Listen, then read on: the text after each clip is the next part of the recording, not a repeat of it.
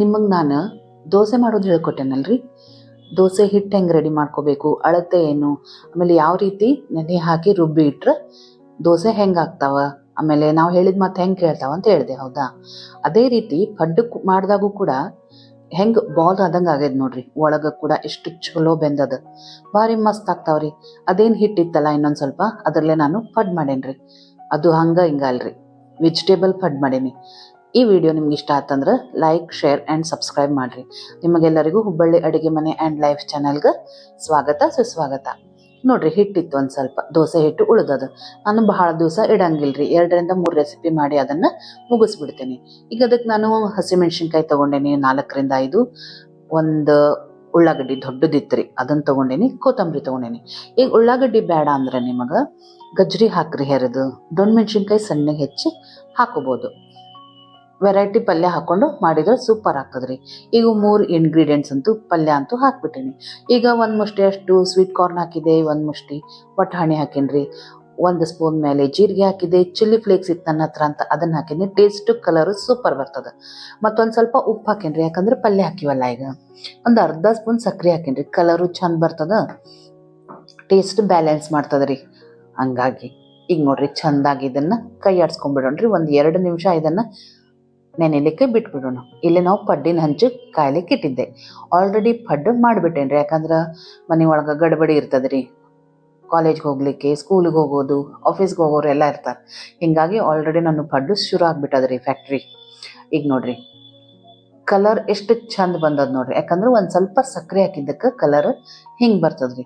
ಈಗ ಭಾಳ ಬೆಂದಂಗೆ ಅನಿಸ್ಬೇಕಪ್ಪ, ಕಲರ್ ಹಿಂಗೆ ಬರ್ಬೇಕನ್ನೋರ್ಗೆ ಈ ಟೈಪ್ ಮಾಡ್ಕೊಡೋದ್ರಿ. ಇಲ್ಲಪ್ಪ ಒಂದೊಂದು ಸ್ವಲ್ಪೇ ಕೆಂಪು ಆಗ್ಬೇಕಂದ್ರೆ ನೀವು ಸ್ವಲ್ಪ ಬೇಗ ತೆಗಿಬೋದು.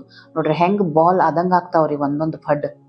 ಈಗ ಇದೇನು ತೋರಿಸ್ಲಿಕ್ಕತ್ತೇನಲ್ರಿ ನಿಮ್ಗೆ, ಇದು ಪಡ್ಡು ತೆಗಿಯೋ ಚುಚ್ಕ ಅಂತ ಕರಿತೀವಿ ನಾವು. ಭಾರಿ ಮಸ್ತ್ ಅದ ರೀ. ಒಂದು ಕಡೆ ಈ ರೀತಿ ಹಿಂಗೆ ಫ್ಲ್ಯಾಟ್ ಇರ್ತದೆ, ಒಂದು ಕಡೆ ಚೂಪ್ ಇರ್ತದೆ. ಮಸ್ತ್ ತೆಗಿಬೋದ್ರಿ ಅದರಿಂದ ಪಡ್ಡುಗಳನ್ನೆಲ್ಲ. ಆಮೇಲೆ ಒಂದು ಸಲ ನೀವು ಎಣ್ಣೆ ಚಲೋ ಹಚ್ಬೇಕ್ರಿ ಈ ಪಡ್ಡಿನ ಹಂಚಿಗೆ. ಹಚ್ಚಿ ಹಿಂಗೆ ಶುರು ಮಾಡಿದ್ರೆ ಮಾಡಲಿಕ್ಕೆ ಮುಂದೆ ನೀವು ಭಾಳ ಎಣ್ಣೆ ಹಚ್ಬೇಕಂತ ಇಲ್ಲೇ ಇಲ್ಲ. ನಾನು ಒಂದು 2-3 ಸ್ಪೂನ್ ಎಣ್ಣೆ ಹಾಕಿ ಇಟ್ಕೊಂಡಿದ್ದೆ, ಅದ್ರೊಳಗೂ ಕೂಡ ಉಳಿಸೇನ್ರಿ ಇಷ್ಟೆಲ್ಲ ಪಡ್ಡುಗಳನ್ನು ಮಾಡಿ.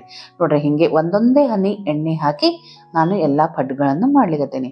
ಆಮೇಲೆ ಮಕ್ಕಳು ವೆಜಿಟೇಬಲ್ಸ್ ತಿನ್ಲಿಕ್ಕೂ ಒಲ್ಲೆ ಅಂತಿರ್ತಾರಲ್ಲ, ಅವ್ರಿಗೂ ಕೂಡ ಸೂಪರಾಗಿ ಮಾಡಿಕೊಡ್ಬೋದ್ರಿ. ಅವ್ರಿಗೂ ಗೊತ್ತಾಗಂಗಿಲ್ಲ ಏನಿರ್ತದಂತ, ರುಚಿ ಆಗ್ಬಿಟ್ಟಿರ್ತದೆ. ಟಿಫಿನ್ ಬಾಕ್ಸಿಗೂ ಸೂಪರ್ ರೆಸಿಪಿ ರೀ ಇದು. ಆರಿದ ಮೇಲೂ ಕೂಡ ಅಷ್ಟೇ ಟೇಸ್ಟಿ ಇರ್ತದೆ, ಬಿಸಿ ಬಿಸಿ ಇದ್ದಾಗಂತೂ ಕೇಳಲೇಬೇಡ್ರಿ. ಇದಕ್ಕೆ ಚಟ್ನಿ ಇದ್ರೆ ಆತ್ರಿ ಚಲೋ, ಇಲ್ಲಪ್ಪ ಅಂತಂದ್ರು ವೆಜಿಟೇಬಲ್ಸ್ ಅಂತೂ ಹಾಕೇ ಬಿಟ್ಟಿರ್ತೀವಿ, ಒಂದು ಸ್ವಲ್ಪ ತುಪ್ಪ ಮೇಲೆ ಹಾಕ್ಕೊಟ್ಬಿಟ್ರೆ ಸಾಕ್ರಿ, ಮಸ್ತ್ ಆಗ್ತದೆ. ಈಗ ನೋಡ್ರಿ, ನಾನು ನಿಮ್ಮ ಜೊತೆ ಇಷ್ಟೆಲ್ಲ ಮಾತಾಡೋದ್ರಾಗ ನಮ್ಮ ಪಡ್ಡುಗಳೆಲ್ಲ ರೆಡಿ ಆಗಿಬಿಟ್ಟಾವ. ಮಸ್ತ್ ಆಗ್ತದ್ರಿ. ಫಸ್ಟ್ ಮೈ ಯಾವಾಗಲೂ ಜೋರು ಇಡಬೇಕು, 2ನೇ ಮೈ ಅಂದರೆ ಈ ರೀತಿ ಹಿಂಗೆ ಟರ್ನ್ ಮಾಡಿದಾಗ ಸಣ್ಣ ಇಡ್ಬೇಕ್ರಿ. ಅಂದ್ರೆ ಒಳಗಿನ ತನಕ ಬೇಯ್ತದೆ, ಯಾಕಂದ್ರೆ ನಮ್ಗೆ ವೆಜಿಟೇಬಲ್ಸು ಎಲ್ಲ ಬೇಯಬೇಕು. ನಿಮಗೆಲ್ಲ ನನ್ನ ವಿಡಿಯೋ ಹೆಂಗೆ ಅನ್ನಿಸ್ತಾವ, ನನ್ನ ರೆಸಿಪೀಸ್ ಎಲ್ಲ ಹೆಂಗೆ ಅನ್ನಿಸ್ತದ ಅಂಥೇಳಿ ನನಗೆ ಕಮೆಂಟ್ನಾಗ ಬರೀರಿ, ಖುಷಿ ಆಗ್ತದೆ. ಇದರಿಂದ ನಾವು ಕಮ್ಯುನಿಕೇಟ್ನಾಗ ಇದ್ದಂಗೆ ಇರ್ತದೆ. ಇಲ್ಲಿ ನೋಡ್ರಿ, ಸೂಪರಾಗಿ ರೆಡಿ ಆಗ್ತಾವ. ಆಮೇಲೆ ಫಸ್ಟ್ ಮೈ ಈ ರೀತಿ ನಾವು ಬ್ಯಾಟರ್ ಹಾಕಿದಾಗ ಮುಚ್ಚಿಟ್ರೆ ಏನಾಗ್ತದ್ರಿ, ಒಳಗಿನ ತನಕ ಬೇಯ್ತದದು. ಕಲರ್ ನೋಡ್ರಿ ಎಷ್ಟು ಚಂದ ಬಂತದಂತ. ಇನ್ನು ನಾವು ಒಮ್ಮೆ ದೋಸೆ ಹಿಟ್ಟು ಮಾಡಿಟ್ನಂದ್ರೆ ಒಂದ್ಸಲ ದೋಸೆ ಆಗ್ತದ, ಆಮೇಲೆ ಒಮ್ಮೆ ಈ ರೀತಿ ಪಡ್ ಮಾಡ್ತೇನೆ, ಆಮೇಲೆ ಬೇರೆ ವೆಜಿಟೇಬಲ್ಸ್ ಹಾಕಿ ಬೇರೆ ಬೇರೆ ರೀತಿ ಕೂಡ ಮಾಡ್ಬೋದು. ನೋಡ್ರಿ, ಸೂಪರಾಗಿ ರೆಡಿ ಆಗ್ಯದ. ನಾ ಹೇಳಿದ ಅಳತಿ ಏನದಲ್ರಿ, ಅಕ್ಕಿ ಮತ್ತು ಉದ್ದಿನ ಬೇಳೆದು, ಆ ಪ್ರಕಾರ ನೀವು ಮಾಡಿದ್ರೆ ನಿಮಗೆ ಸೂಪರಾಗಿ ಎಲ್ಲ ಐಟಮ್ಸ್ ಏನು ಮಾಡ್ತಿರಲ್ಲ ಅವು ಚಲೋನೇ ಬರ್ತಾವೆ.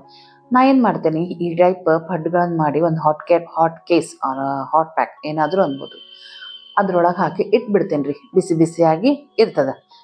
ನೋಡ್ರಿ ಹೆಂಗೆ ಅನ್ನಿಸ್ತು ಅಂತ ಹೇಳ್ರಿ ಫ್ರೆಂಡ್ಸ್.